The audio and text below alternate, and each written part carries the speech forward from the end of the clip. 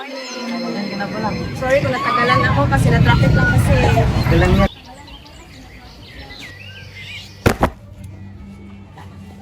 Mundo'y tila'y tumitikil sa pag-ikot Sama mundo'y naglalakad. Uy! Di ba ikaw sa China? Ay, oo nga. Ikaw rin ba si Johnny May? Malabasa tayo ng grade 6 eh. Oo nga. Naalala mo ba yung mga banding natin noon? Oo, naalala ko. Di kilala pala kayo? Oo. Kaklase ko siya nung grade 6 kami. Si Johnny May. Jowa ko nga pala si Jay. Kilala ko na siya kasi kami noon last year.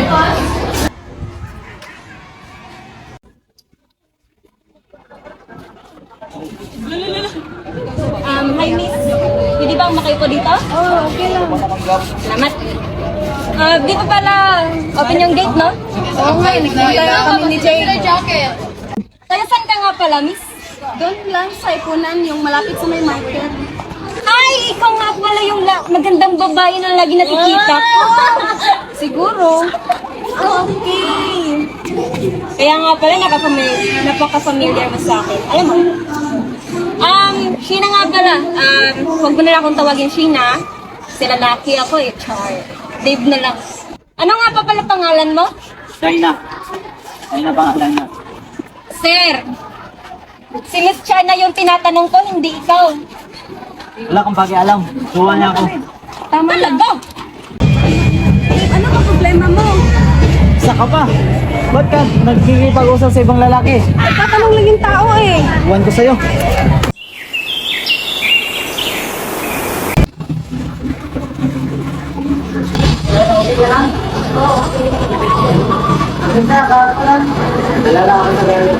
Okay lang, naiintindihan niya. Hindi pa yung ang phone mo? Baka may kausap ko dito ng iba. Ano nga password ng phone mo? Sino to si James? Pinsan ko lang yan. Ito naman siguro ah.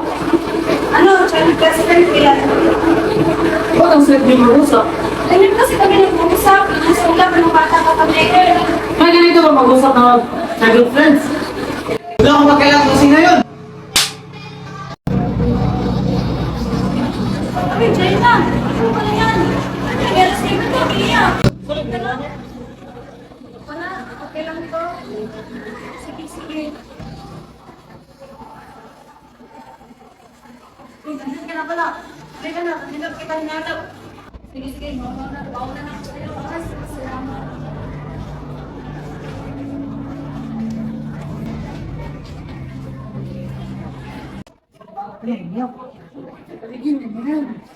Sabi ko, huwag ka nang umiyak eh.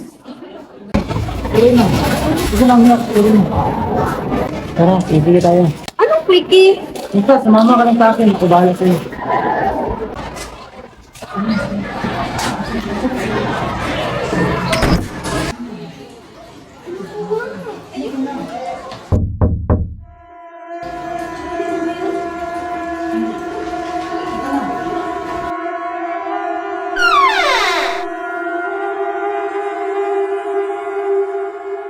Wala namang tao.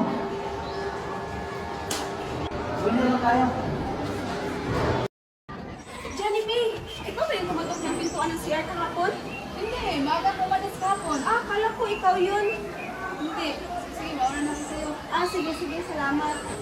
Oy, classmate, ikaw ba yung kumatok ng pintuan ng CR kahapon? Absent ako kapon eh. Kala ko ikaw yun.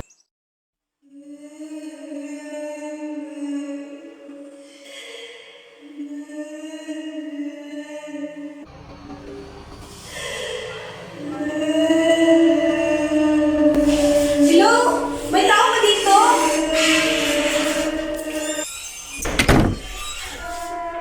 Hello? Tulong! Tulong! Buksan niyo yung pinto! Buksan niyo!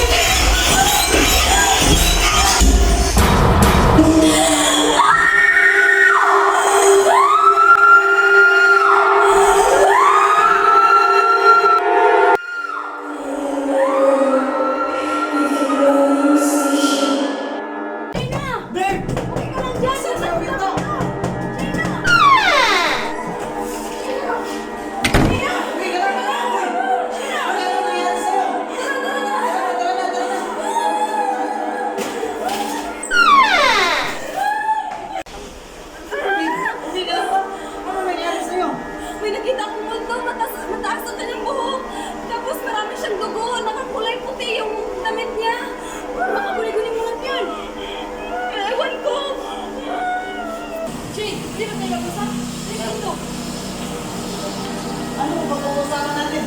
Okay, pakita kay China yung history yung pinatay mo. Ha? Si Swino? Posible! Posible na pa, posible. Baka nga siya kayo nag-prompted sa akin niya. Hindi! Hindi pwede yun! Mati, pagkasti siya. Mati, babalikan niya tayo dito. Hindi! Hindi! Mangyayari yun! Ano, ibubuking mo ako? Huwag kang makakilala kasi sama ka rin dun! Narinig mo yun? Wala namang tao.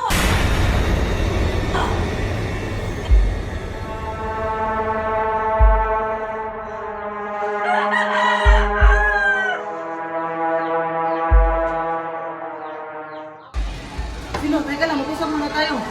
Pwede ba? Tama na. Ayoko na sila dito.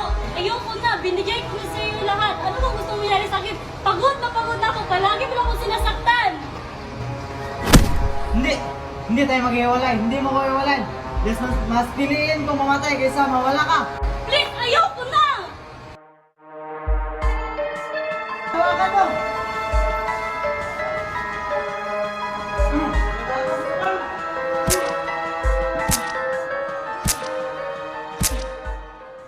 Jay, ano ginawa mo? Huwag kang maingay.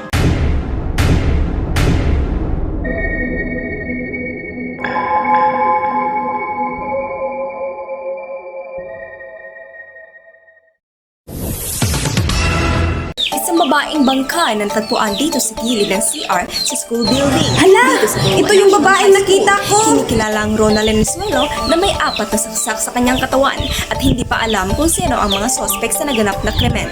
Hanggang ngayon, ay Rona Valenzuela pala pangalan niya. Sandali, Nagbabalik gusto sa ko iyo, nga. Enrique. Magjowa pala sila ni Jay. Hala! Yung pintas ni Jay! Ito yung nakita kong hawak-hawak ni Suelo kahapon nung nakita ko siya. Si Jay pala ang pumatay kay Suelo.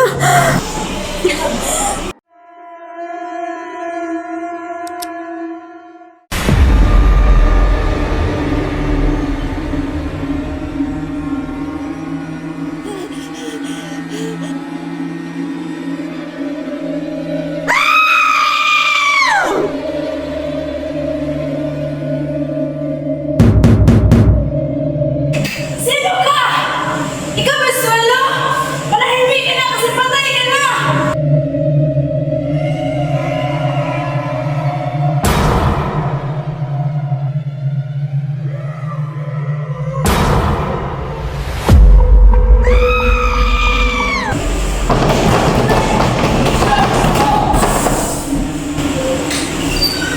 Sinami! Sinami! Ano nangyari sa'yo? Ano nangyari sa'yo? Sinami! Sinami!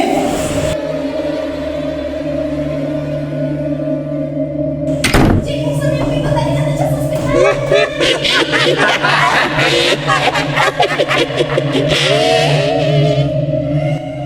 Binigay ko sa'yo lahat, pero hindi ka rin sapat. Papatayin ko kayo. Papatayin ko kayo lahat. Jay! Itigil mo na yan, Suelo! Jay! Jay, gumising ka! Gumising ka, Jay! Gumising ka! Ngayon, nakuha mo na ang hustisya mo! Manahimik ka na! Papatayin na kita! Pati buong pamilya niyo! Papatayin ko kayo! Huwag kang lalapit! Matagal ka ng patay! Manahimik ka na sa ngalan ng Ama! Ng Anak, ng Espiritu Santo! Manahimik ka na!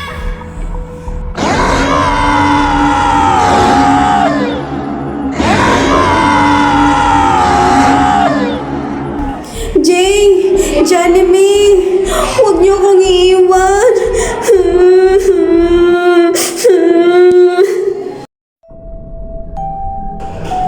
Oo. Pinaghiganti ni Suelo ang kanyang pagkamatay. Ngunit gusto pa niya akong patayin at ang aming buong pamilya. Dahil doon, tinapunan ko siya ng aking agimat na kuntas galing sa aking lolo. At yun ang dahilan sa kanyang pagtahimik habang buhay.